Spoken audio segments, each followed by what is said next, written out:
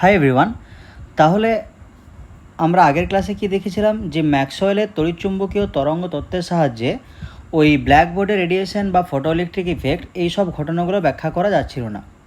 তাহলে ওই ব্ল্যাকবোর্ডের রেডিয়েশন বা ফটোইলেকট্রিক ইফেক্ট এইগুলো ব্যাখ্যা করার জন্য কি করা হয়, প্লাঙ্কের কোয়ান্টাম তত্ত্ব দেখা হয় বা প্লাঙ্ক কোয়ান্টাম তত্ত্ব প্রকাশ করেন। হয়েছে? তাহলে এই ফটোইলেকট্রিক ইফেক্ট, ব্ল্যাকবোর্ডের রেডিয়েশন, এই ঘটনাগুলো সবসময় ব্যাখ্যা করা যাবে কিসের মাধ্যমে? প্লাঙ্কের কোয়ান্টাম তত্ত্বের মাধ্যমে। তাহলে প্লাঙ্কের কোয়ান্টাম তত্ত্ব কি বলেছিল, এই সমস্ত জিনিসগুলো এখন দেখব। তাহলে কি বললাম যে ম্যাক্সওয়েলের তড়িৎচুম্বকীয় তত্ত্বের সাহায্যে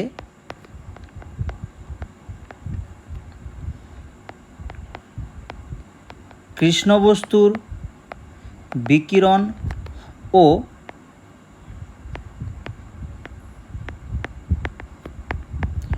আলোকতড়িৎ ক্রিয়া ব্যাখ্যা করা যায় না। এইগুলি ব্যাখ্যা করার জন্য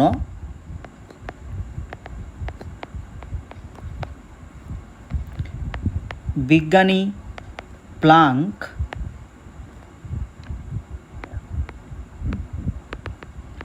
বিকিরণের কোয়ান্টাম তত্ত্ব প্রকাশ করেন। হয়েছে? তাহলে ওই তত্ত্বটা কি?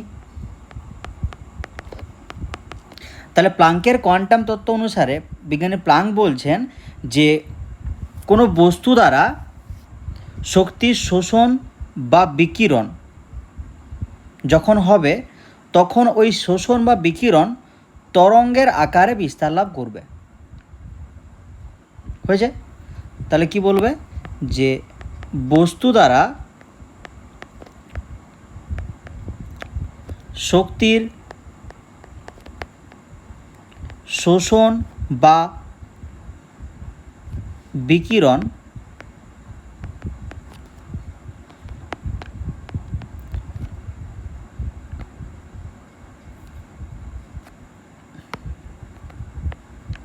হওয়ার সময় তা তরঙ্গের আকারে হয়। এটা হচ্ছে ফার্স্ট। সেকেন্ড কি বলছে? আমরা বলেছিলাম যে শক্তির শোষণ বা বিকিরণ নিরবচ্ছিন্নভাবে ঘটে, কিন্তু বিজ্ঞানী প্লাঙ্ক কি বলছেন যে শক্তির শোষণ বা বিকিরণ নিরবচ্ছিন্নভাবে ঘটে না। তাহলে শক্তির শোষণ বা বিকিরণ নিরবচ্ছিন্নভাবে ঘটে না। নেক্সট, তাহলে শক্তির শোষণ বা বিকিরণ তাহলে ঘটে কীভাবে? একটা ক্ষুদ্র পরিমাণ শক্তির পূর্ণ সংখ্যার গুণিতকে ঘটে।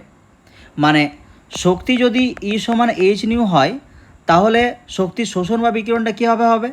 হয় 1 ইন্টু এইচ নিউ পরিমাণ হবে, বা 2 ইন্টু এইচ নিউ পরিমাণ হবে, বা 3 ইন্টু এইচ নিউ পরিমাণ হবে। তাহলে ওই পূর্ণ সংখ্যা সরল গুণিতক হিসাবে শক্তির শোষণ বা বিকিরণ হবে। হয়েছে? এটা হচ্ছে থার্ড। তাহলে শক্তির শোষণ বা বিকিরণ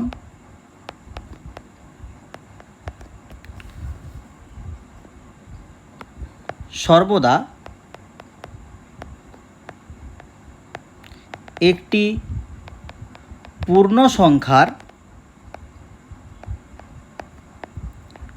ক্ষুদ্র পরিমাণ শক্তির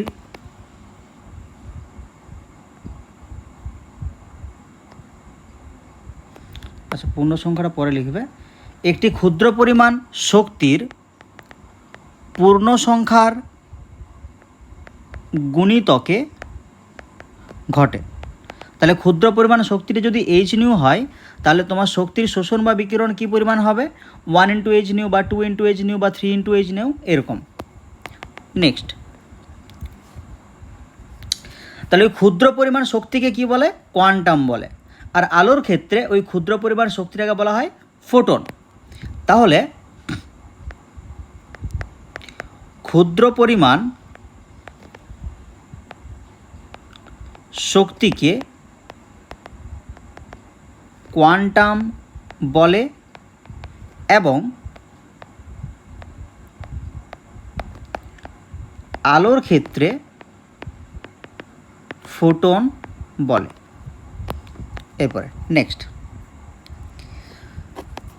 শক্তির পরিমাণ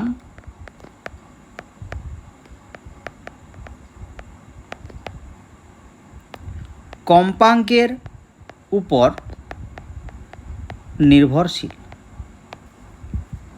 হয়েছে। নেক্সট, শক্তি তার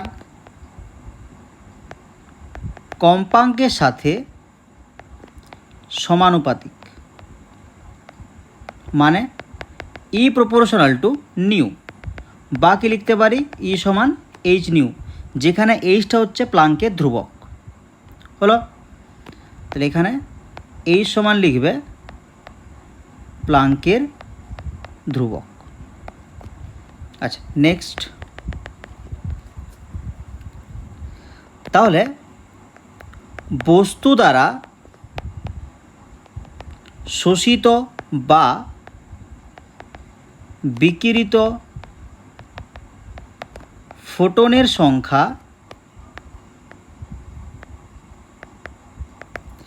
n হলে মোট শক্তির পরিমাণ ই ইন্টু এন এইচ নিউ। তাহলে বলেছিলাম যে শক্তি কত হয়, ই সমান এইচ নিউ। তাহলে ফোটনের সংখ্যা যদি এন হয়ে যায়, তাহলে এন সংখ্যক ফোটনের শক্তি কত হবে, এন ইন্টু এইচ নিউ। একটা ফোটনের শক্তি এইচ নিউ, এন সংখ্যক এন ইন্টু এইচ নিউ। হলো, তাহলে এই গেল তোমার প্লাঙ্কের কোয়ান্টাম তত্ত্ব। হয়েছে।